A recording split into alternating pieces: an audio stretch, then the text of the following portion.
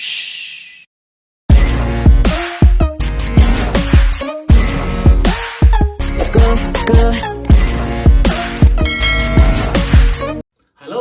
mga kagala! Samahan niyo ako ngayon sa ating episode ng ating pag-unbox. So meron tayong bagong S6 at bagong DJI. Alright? Tara guys! So sisimulan na natin.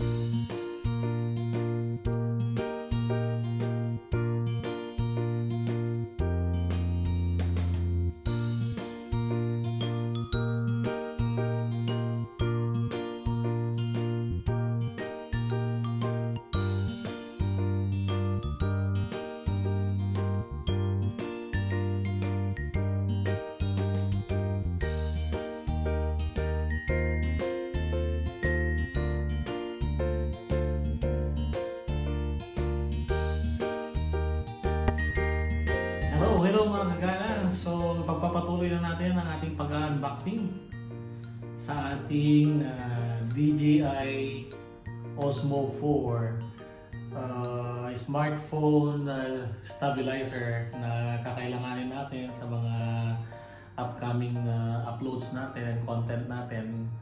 Kasi nga pag nasa labas ka gagawa ng content, usually ginagamit ko yung aking smartphone at just to avoid yung shake natin is try natin si DJI Osmo 4. So tingnan natin kung nasa loob. So pinakita ko na earlier kung yung pag-open ko nito.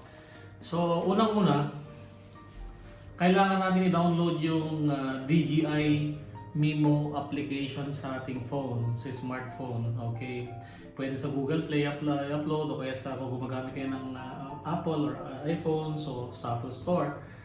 So ano itong mga nilalaman nito? Ang nilalaman niya is, well, meron nga siyang pouch lagayan, and ito mobile guide natin. Itong mobile guide, ang purpose pala nito is parang guide natin. It depends sa size ng mga mobile phone kasi meron siyang ring na nilalagay dito to attach dun sa stabilizer, right? So ito yung phone guide natin, and ito nga meron siyang magnetic ring na usually kung gusto mong i-attach ito sa phone mo permanently, pwedeng gamitin as permanent magnet.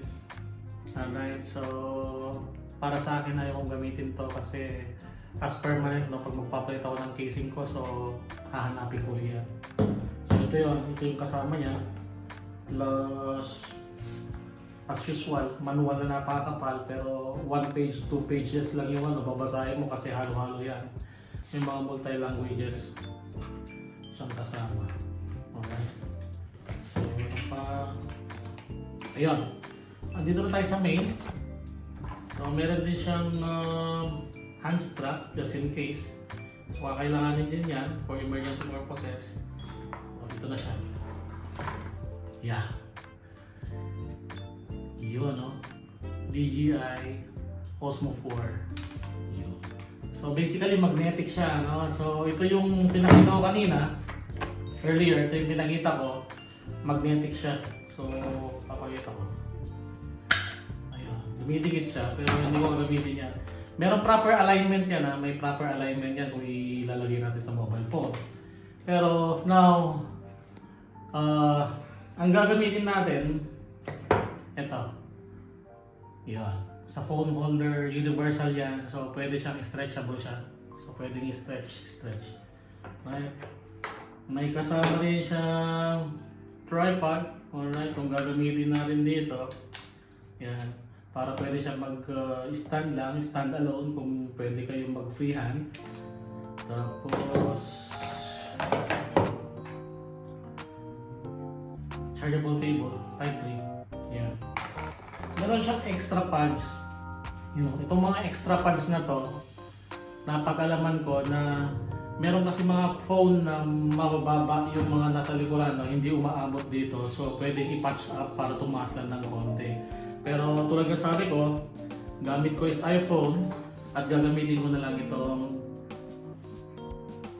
back strap niya. So meron naman naka-guide dito na this should be facing up or near the camera shutter. So ilalagay ko lang siya. Yun. Ayan. So dinownload ko na rin yung DJI Mimo application natin. Yun, DJI Mimo application natin. Ayan. So i-connect lang niya directly, pero kailangan natin yung on para at least makakapag-connect siya, no? So let's try. Ikabit natin to.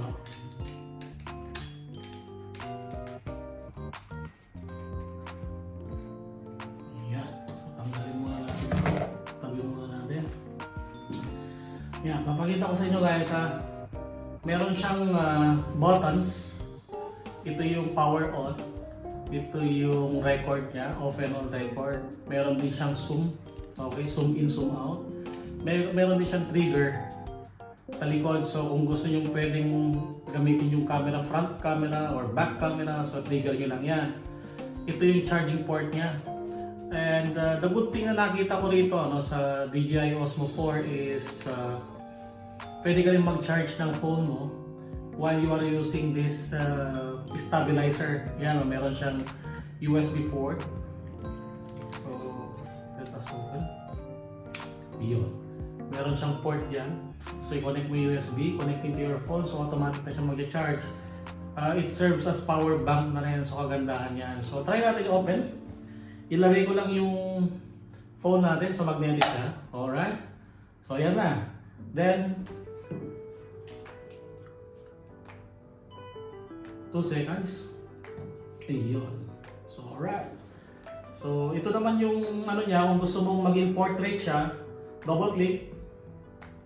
Alright. So, pwede mo naman paglaruin to. Ito yung toggle switch natin. Yan, pwede yung paikot-ikutin. But first things first, kailangan ko makita kung nakakonect na yung phone or nakasynchronize na yung phone natin dito. Yan.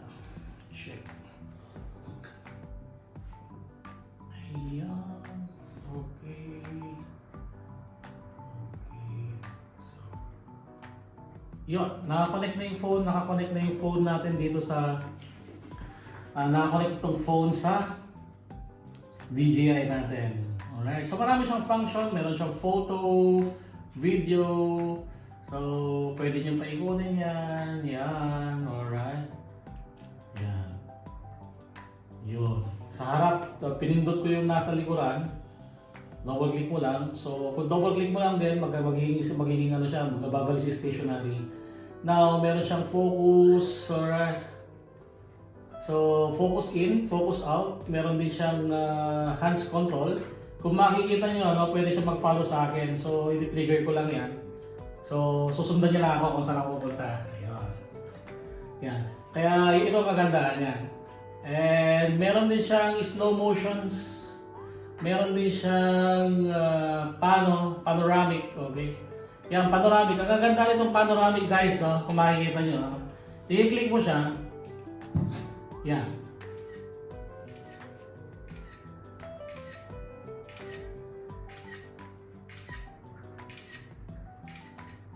Yan, papakita niya na yung outcome niyan. So yan, panoramic, kinuha niya na yung buong area ko. So marami siyang mga function which is mga gamit natin. Meron siyang mga cinematic and dramatic slow motion, meron din siyang hyperlapse, etc. So ipapakita ko yung mga output nito later on at titignan natin. Kung gusto niyo naman i-standby lang siya, pwede nyo click lang yan. So mag-standby na siya. Alright? Yeah. So on nyo lang din, steady lang din. Yan, pag click na siya, yun. Alright. Okay. So, ayun guys. So, titignan natin yung output nito later on. At titignan natin kung gaano siya smooth. Alright, kung gaano siya ka-smooth sa mga upcoming videos natin. Ayun. So, makikita natin yan. So, meron siyang zoom in. Saan natin zoom? Punta tayo sa videos. Kasi hindi naman siya mag-zoom in yung pag-ano. Punta tayo sa videos. Yun. Yan. Meron siyang zoom in. Yan. Zoom out. Yan. So, napakarami. Tapos, ayun nga, sabi ko nga, yun, may trigger siya. Double click lang yung trigger sa likod. Then magpapalit na yung camera. So kung gusto nyo i-adjust to, pataas lang yan. And then, kung gusto nyo susundan-sundan lang kayo, just make a pointer. Ayan, kung lilipat ako, yun. So yun guys, yun muna. Ipapakita ko sa pag-unbox natin what are the basic functions na na may bibigay ng DJI Osmo 4 natin. And hopefully, magamit natin lahat at pag-aaralan muna natin kung ano pa yung mga ibang functions ito. Alright! So now, meron tayong isang i-unbox. Meron tayong isang i-unbox which is, actually hindi na siya i-unbox kasi nakapack lang siya. So, bumili nga pala ako ng Hama. Yung brand niya is Hama. Ano to? USB card reader. All multi-purpose card reader na gagamitin natin. Kasi itong laptop na ginagamit ko ngayon is wala siyang memory card reader. So sa lahat ng mga videos natin coming from GoPro and sa DSLR natin, ng mga shoot natin, so pwede natin siyang isaksak lahat. So tulad nito, yan, yung mga memory card na maliliit, automatic natin masynchronize para may start lang natin yung mga editing natin. So tingnan natin kung ano nasa loob.